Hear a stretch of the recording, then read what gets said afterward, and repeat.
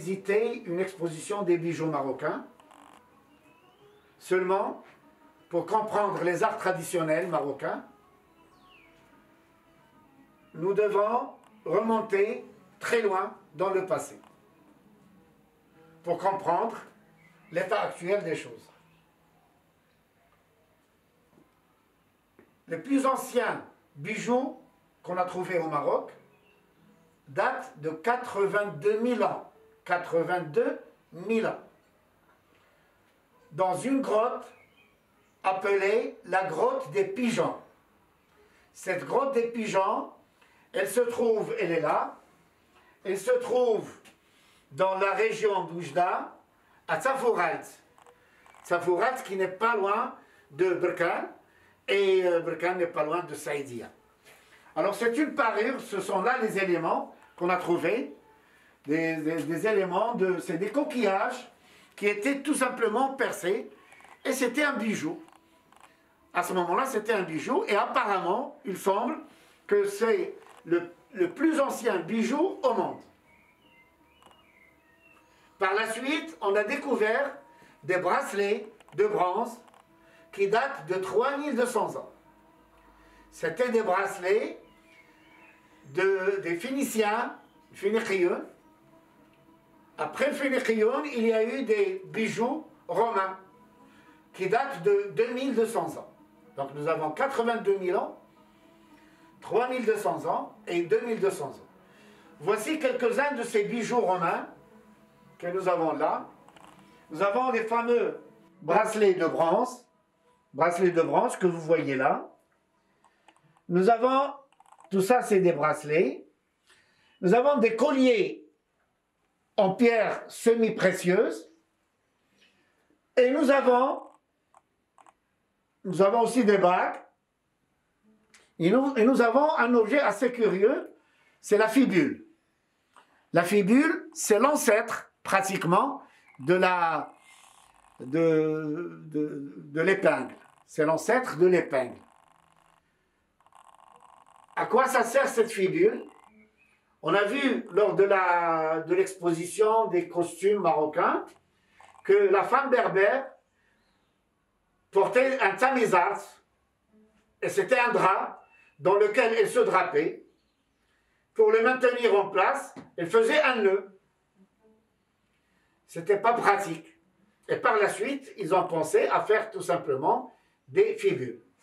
Et c'est pratiquement à partir de là que la fibule existe. Donc c'est la plus ancienne pratiquement fibule. Et nous allons, si je vous ai parlé de cette fibule assez longuement, c'est tout simplement pour vous montrer l'évolution des bijoux à travers les âges. Pour comprendre l'aboutissement des bijoux à travers les différentes périodes de l'histoire. Là, vous avez des parures frontales. Nous avons ici trois parures.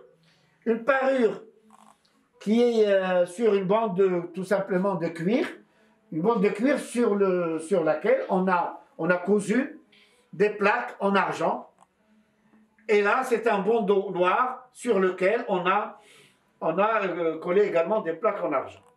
Là, ce sont des chapelets. Un chapelet, c'est sabir qui était incrusté d'argent. Et ces petits-là, ils étaient tout simplement sabir dial nukhra. Vous voyez bien que les gens ne se privaient de rien. Vous avez là ces deux colliers au milieu. Sagmout, c'est ça.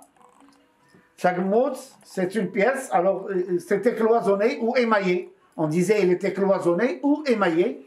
Pourquoi? Parce qu'il y a des cloisons et on mettait de l'émail, c'était une poudre, un genre de poudre qu'on faisait chauffer et ça donnait des résultats extraordinaires pour avoir différentes couleurs. Vous allez voir ça tout à l'heure de très près. Là, nous allons retrouver des chapelets et notamment un chapelet que j'apprécie beaucoup et qui est du Sahara marocain et qui est très très beau, joliment fait, bien fait. Là, vous avez deux chevillers. Alors, chevillers, c'est des anneaux qu'on mettait à la cheville. Les femmes mettaient ça à la cheville, donc pour s'embellir, ils utilisaient des chevilles. Là aussi, nous allons retrouver des chevillers de différentes régions du Maroc. Et ces chevillers-là pesaient très très lourds, très très lourds. Donc c'est des chevillers qui étaient très très lourds. Et la femme les portait, alors ça pouvait atteindre des fois, ou le bracelet ou le chevalier, jusqu'à 500 grammes. C'est énorme, 500 grammes. Là, ce que vous voyez au milieu, c'est ce qu'on appelle une fibule Foult Khamsa. Foult Khamsa, ça rappelle un petit peu le Khmisa que nous allons voir tout à l'heure. Le Khmisa, c'est le chiffre 5. Nous allons voir un petit peu pourquoi. Là, ce sont deux fibules avec une chaîne centrale. Et vous allez remarquer que on a pris une pièce de monnaie, en argent bien sûr, et on a confectionné une fibule avec. Donc les gens utilisaient des pièces de monnaie pour confectionner des bijoux. Là, vous avez une collection de différentes régions du Maroc, de boucles d'oreilles. Spécialement là, c'est une spécialité d'Idaounedef. Idaounedef, c'est dans la région du Souss. Ils utilisaient du miel. Le miel, c'est le noir là que vous voyez là, c'est le miel. Là, nous avons des portes, ce qu'on appelle des portes amulettes. On mettait le hirza dedans, en argent, des portes amulettes. Et là, vous avez des mains, khmisat. Khmisat, pourquoi comme ça? Il y en a qui fait le chiffre 5, parce que nous avons 5 doigts dans la main, qu'il y a 5 prières dans la journée. L'arkan de l'islam comme ça. Donc, c'est le chiffre 5, ou mazali. Là, vous avez un petit collier avec du corail et 5 petites mains en argent. 5 petites mains en argent que vous voyez là. Là, ce sont des boucles de ceinture. Des boucles de ceinture, en argent bien entendu. C'est ce qu'on appelait le fkreux. On appelait ça le fkreux. Et aussi bien les femmes que les hommes portaient cette boucle pour fermer leur ceinture. Alors là, ce sont deux parures pectorales, c'est pour la poitrine. Et on utilisait des foult khamsa. Donc tout ça, foult khamsa. Foult khamsa, pourquoi? Parce qu'il y a 5 éléments. Il y a un élément central et 4 tout autour, ça fait 5. Ces bracelets-là, ce sont des bracelets de ce qu'on appelle Shamshou Qmar. C'est dans la région de Chaouen et de Sfro. On fabriquait ces bracelets-là avec de l'or et de l'argent et on les appelait Shamshou Qmar. On utilisait également du plaqué or, mais ça, pas dans la campagne, pas dans la montagne. C'était plutôt les habitants des villes ou des plaines qui faisaient le plaqué or. Là, vous avez une parure pectorale qui est fabuleuse. Regardez le passage qu'on a fait de la petite fibule qu'on a vue tout à l'heure pour arriver à ce résultat-là. Donc, on a fait du chemin. Ces bracelets-là, ce sont des bracelets de Tiznit. Alors, ces bracelets-là pouvaient atteindre jusqu'à 500 grammes. 500 grammes. Pourquoi? Parce qu'il n'y avait pas de banque. Et la femme, elle faisait des économies. À chaque fois qu'elle faisait des économies, elle allait chez le bijoutier et elle lui donnait petit à petit. Elle payait ses bijoux. Et lorsqu'elle avait besoin, d'argent, elle retournait chez le même bijoutier ou un autre pour vendre, et là, tout de suite, de l'argent liquide. C'était sa banque un petit peu. Là aussi, vous avez des fibules avec une chaîne centrale, des fibules de différentes régions.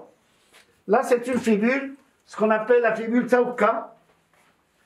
Tsaouka, elle est très jolie. C'est des pièces assez rares et on les faisait cuire. Hein. Là, c'est une fibule également très très ancienne.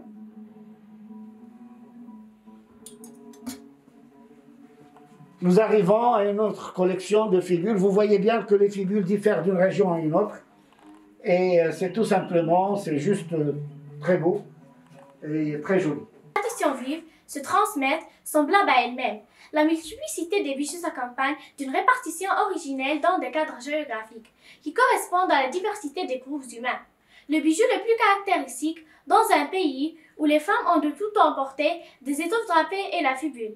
Par ailleurs, les bijoux peuvent jouer un rôle utilitaire dans l'économie domestique, là où s'est maintenue une orfèvrerie de bon aloi. En véritable argent, le bijou investissement est une épargne à valeur définie, aisément monnayable en cas de besoin. Cette thésaurisation entraîne l'accumulation des parures. On note parfois, avec étonnement, le volume de certaines d'entre elles. L'accumulation qui est de règle dans les costumes de fête, la diversité, au premier abord déroutante, des formes et des décors. L'or et l'argent doré caractérisent les bijoux citadins portés dans les grandes villes. L'argent le plus souvent est le métal des bijoux de la campagne et de la montagne. L'or est ciselé, découpé, mais les formes n'offrent pas une grande variété. La vallée du Sousse et la région de Tiznit et de Sefhouse, et c'est de cette contrée que sont originaires les bijoux les plus beaux et les plus variés. Le Haut-Atlas et la vallée de Draa, cette région semble en effet avoir été de tout temps la plus riche en bijoux, par la diversité des modèles et le nombre de pièces possédées. Les bijoux les plus caractéristiques et les plus répandus sont sans doute les fibules. On trouve aussi un nombre encore appréciable de très curieuses fibules triangulaires, lourdes mais perforées d'innombrables trous, conmuviers, planches vermoulues. Ceci les a fait appeler en berbère Tizerzain Tsauka, fibules du verre. Les parures pectorales comportent une grande plaque centrale Imichet-Verbe encadrée de deux plus petites erzar décorées des mots. Les fibules triangulaires peuvent faire place à un modèle courant dans tout le sud, où l'aiguille et l'anneau sont fixés sur une pièce de monnaie Hassan. La parure complète comprend 3 à 5 mains tirmsatin. La main de Fatma est une image clé de l'orfèvrerie nord-africaine. Il faut compter aussi parmi les parures pectorales les nombreux colliers que les femmes du sud superposent. La grosse boule émaillée talmu est le centre d'un modèle de rognon formé d'ombre et d'enfilades multiples de grains de Corée. Parures de tête. Les parures de tête de la région qui va de Tiznit à Safran sont le plus constituées de plaques émaillées en diadème et maintenues par un ensemble de chaînes et de crochets. Le diadème, la boucle, Tizadat Berbe, la plus classique que l'on trouve chez eux, est un simple arc d'argent élargi sur le devant en une petite plaque, à laquelle est fixé un pendentif. Bracelets et bagues. Les bracelets à charnière, Tanbelt, sont des bijoux très appréciés dans la région de Tiznit. Ils se portent toujours par paires. Parmi les bracelets anciens ouvrants, on trouve les modèles décorés de vrais ou de faux niels et d'appliques émaillées qui sont d'attribution délicate. Beaucoup plus typiques, mais malheureusement rarissimes, sont les très beaux bracelets ouvrants qui comportent de volumineux reliefs en cône et en prisme, avec des émaux verts, jaunes et bleu pâle. Ils sont originaires de Saala ou de Tiznit. La variété somme toute assez grande.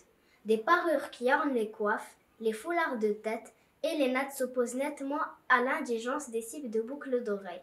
Les bracelets de la vallée du Todra, qui ont des côtes toutes identiques et arrondies, arrivaient quant à eux à peser 500 grammes, ce qui est fort impressionnant quand on songe aux femmes qui pouvaient avoir l'orgueil d'en posséder 2 paires.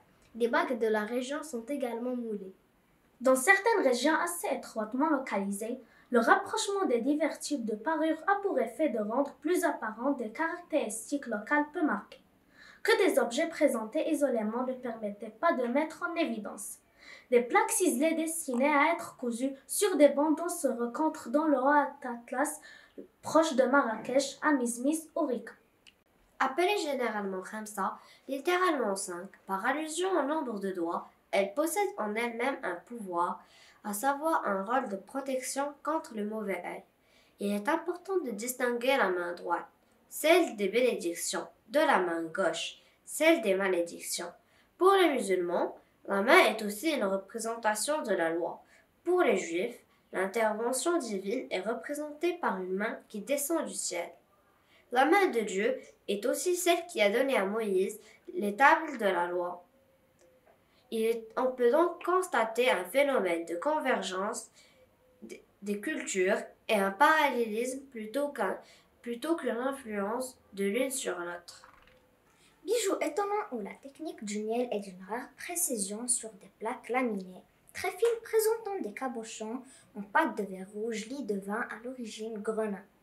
Certains bijoux sont constitués de très fines plaques d'or cousu sur un bandeau, témoin de la splendeur de sigil massa important caravansérail où aboutissaient les caravanes transportant l'or du Soudan.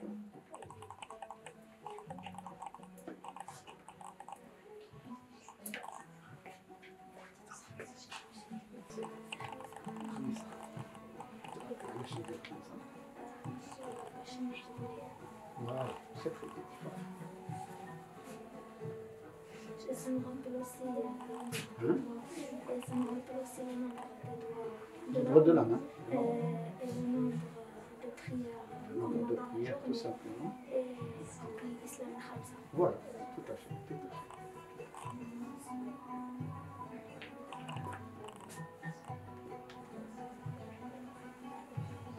Il y a quelques questions à poser, non? Oui.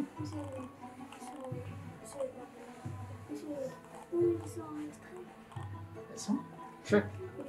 C'est dans la région de Tiznit, la région du Sousse. Tiznit. Tu as des questions à poser? Non? Comment tu trouves? Comment tu trouves? C'est joli, c'est pas joli? C'est Très joli.